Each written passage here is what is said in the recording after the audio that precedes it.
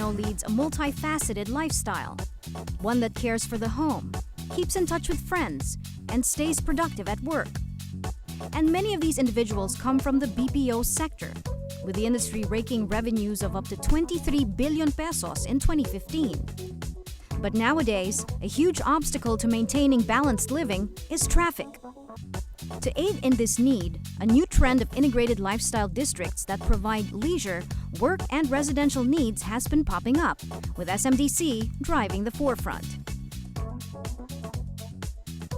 Living in the metro is a twofold experience, as there are perks and challenges that everyone has to live with. And since Manila is a booming city, business and entertainment-wise, a great number of the population is moving in the urban jungle to take advantage of this. But the thing is, finding a good property can be both frustrating and expensive. So today, we'll tackle the ins and outs of living and investing in a property that is located in an integrated lifestyle district. To talk more about this is the Executive Vice President of SM Development Corporation, Jose Marie Banzon. Welcome to the show, Mr. Banzon. Thank you very much for inviting me. Let's open up with a big picture on the MOA complex. What makes this one of the most exciting investment destinations in the Philippines today? The Mall of Asia complex is becoming the benchmark for all reclamation projects in the Philippines. It's actually becoming the next big CBD in Metro Manila. It's shaping up to be an integrated lifestyle district that's with unmatched accessibility and convenience. Accessibility because transportation is very easy to get there. Transportation-wise, you have the major transportation systems. You have the LRT and the MRT feeding into the Mall of Asia complex. And you have several major roads, like coming from the south, you have the Cavite Coastal. Coming from the north, through Ross Boulevard, you can access it. And then from the center, you have the Buendia and EDSA.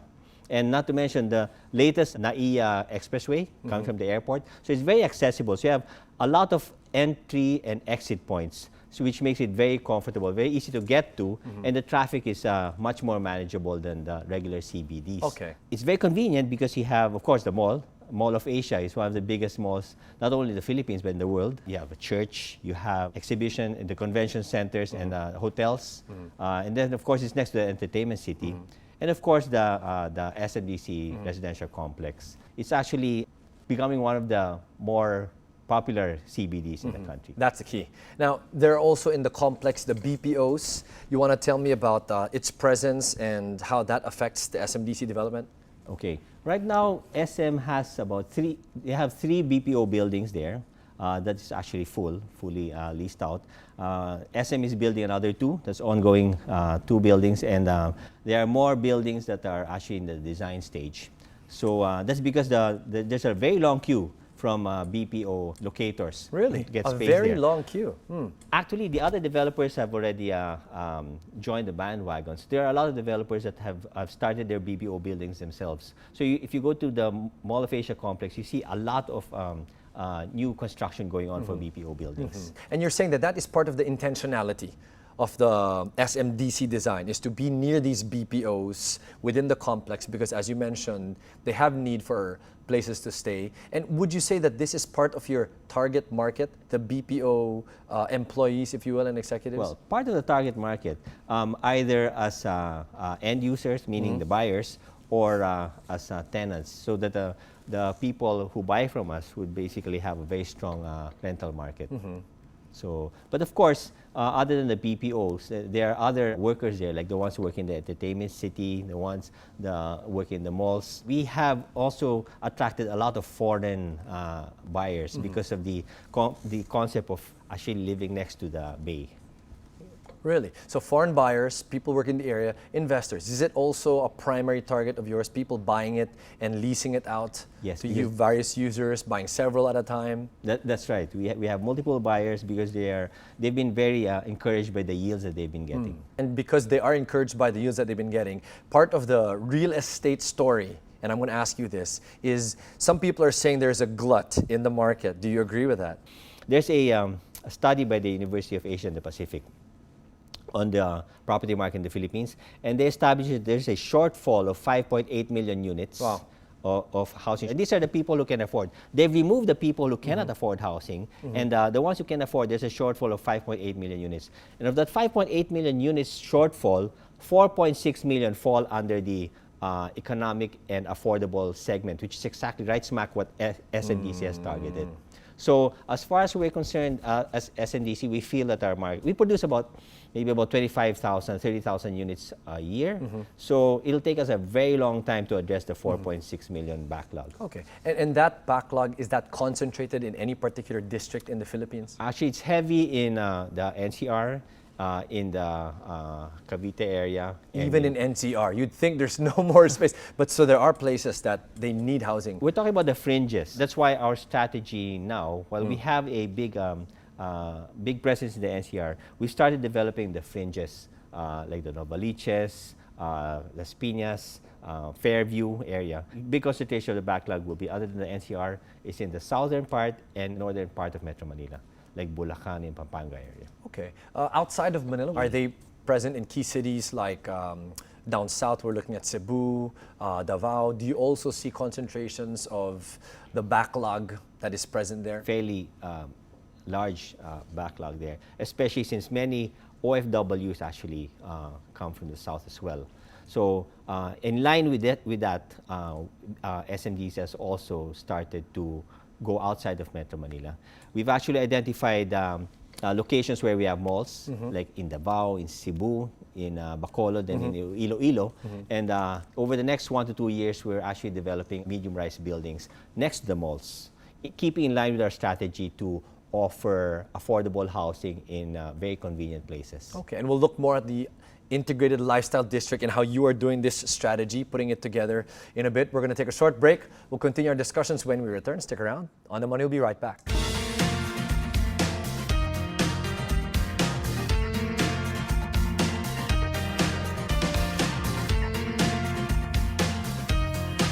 Welcome back to On the Money. Still with us is Jose Mari Banzon. He's the Executive Vice President of SMDC. So now let's talk about the Integrated Lifestyle District and how you're trying to attack that, as you said earlier, even in the areas outside of just the Mall of Asia complex, which is the benchmark you used as a word earlier.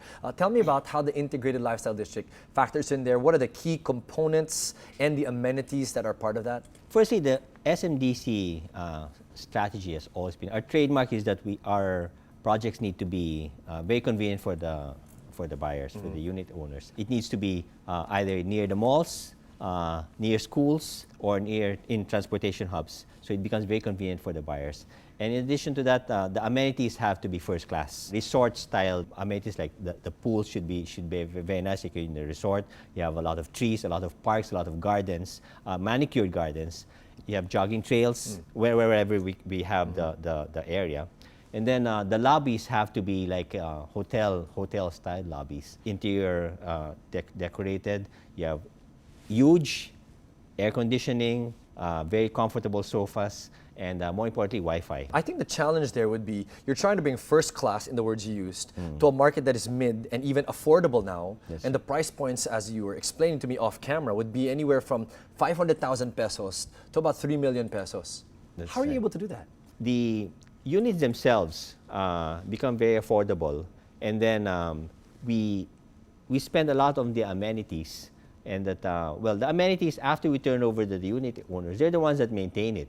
But what we do is that we have a substantial influence on the property management. So we're able to make sure that the condition of the amenities are the same as the day one when we give it to them, because we closely monitor the property management. Right. Does that mean the association dues are very high, or the condominium dues in this case? No, they're very affordable actually, because you have a lot of units, so a lot of them share on the maintaining the amenities. Talk to me about the other key features in at least the Mall of Asia benchmark as far as the lifestyle district is concerned, and having the components that make it an integrated lifestyle district. Okay. Well, of course, apart from the advantages of being in Mall of Asia, like I mentioned earlier, the accessibility, because of the transportation hubs and all the roads leading to it, and the convenience, where you have the hotels, you have the entertainment city. It's near your office if you're working in the BPOs there. We use the SMDC trademark of very grand amenities and lobbies. And of course, you're next to the bay. So you're next to the bay, you have entertainment city, you have a mall. So the vibe there is like relaxed and leisurely. And it's busy but relaxed. It's busy because of the offices, but it's relaxed because of the general environment. So that's how we theme our developments. Right now we've finished 2 large complexes there, C and Shell residences, and our largest development there so far is currently being sold, which is Shore Residences, which occupies 9 hectares. Wow. That's 9 hectares with so far 3 clusters. Actually, the cluster 1 and 2 have basically been sold out, so we had to launch cluster 3. And they're actually integrated and connected through bridges. We call it elevated parks. So elevated parks. So you cross over to the different complexes, and even brings you to the mall. So it's very easy. You don't even have to cross the street. You just go through the elevated bridges. Now, why did you guys come up with this concept? What is the vision, especially as far as changing the urban landscape is concerned? I think the dream of every Filipino is to own their own homes. And now for the first time, we can actually offer them affordable luxury. So that because we've actually made as I mentioned, our price points, you pay between 1 million to 3 million pesos, and you get resort-style amenities and hotel-themed lobbies. So it's a way of uplifting the lifestyle of the Filipinos. Part of the question that I need to be able to ask is, do residents feel tight and congested within that space because of the volume of units present? Actually, no, because if you go to our developments, you see that the open space, there's a lot of open space. Even the lobbies are huge. So when you go there, you hardly feel cramped because it's very generous. We've made it a point that there's a lot of open space, big amenities. In many cases, we have multiple pools and even multiple lobbies actually. Wow.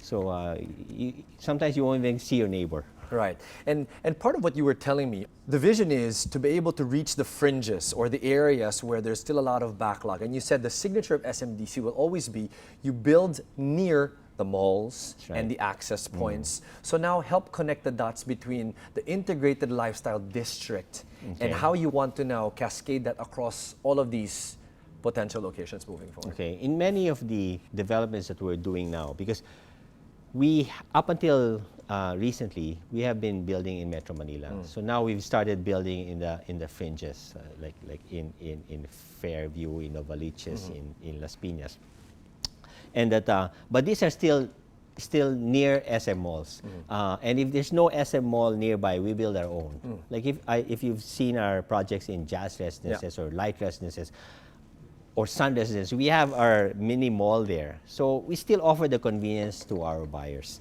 Now, when we go even further out, where we don't have an SM mall, we make it a point that, apart from having a small commercial strip there, you're at least one ride away, let's say public ride away to the city. So we make sure that our locations are very convenient for our residents. Okay, here's the question from the viewer. Richie's asking, is it easy to purchase units from your company? What are your terms of payment? Definitely very easy to buy from SMDC because where there are SM malls, and there are 58 in the country now, there's an SMDC, either a showroom or a kiosk. It's very easy to because we're all over where our malls are, number one. And then we have a 24/7 call center to not only address sales inquiries, but buyers' concerns as well. Dedicated just for SMDC? That's right, for SMDC. So we have a hotline, and that they're manned 24 hours, so that it's very, very easy to call in. In terms of affordability, one of the strengths of SMDC, as you say, is that we provide affordable, luxurious housing to our buyers, so that we structure the payment terms to suit the cash flow of our buyers. That's why we have a very strong OFW market, precisely because our units are affordable. So that we have them pay the down payment, let's say 20% over a period of maybe 3 to 4 years, and then the bank comes in, bank or in-house financing or Pag-ibig.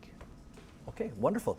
So here's my last question. I said I had one more for you. Tell me about the future in answering this question especially. Okay. Why SMDC? Well, SMDC has grown. Well, we've been around for 10 years. This is actually our 10th year. And that over the last 10 years, we've been growing steadily. And actually, in terms of sales growth, we haven't stopped growing. We already exceeded last year's sales. So the sales continue to grow. Mm-hmm. And that we plan to be around a very long time because we have a substantial land bank all over Metro Manila and also in the, as I mentioned, the provinces earlier, in the major cities. And that not only are we planning to grow in the Philippines, but we're also looking outside. We've actually started a major development in China, and we're also looking at other countries as well. Fantastic. Congratulations then. Thank you very much. Thanks again for the time and the vision and the perspective you gave about integrated lifestyle districts and how you're helping build more of those. Mr. Banzon, that's our show today. Send us your money questions via email, Facebook, or Twitter. And to view portions of this interview, visit our website, anc.abs-cbnnews.com, or for the full episode, go to iwanttv.com.ph or log on to tfc.tv. Join us again next time as we bring you more tips on how to save, invest, and manage your money. Thanks for watching.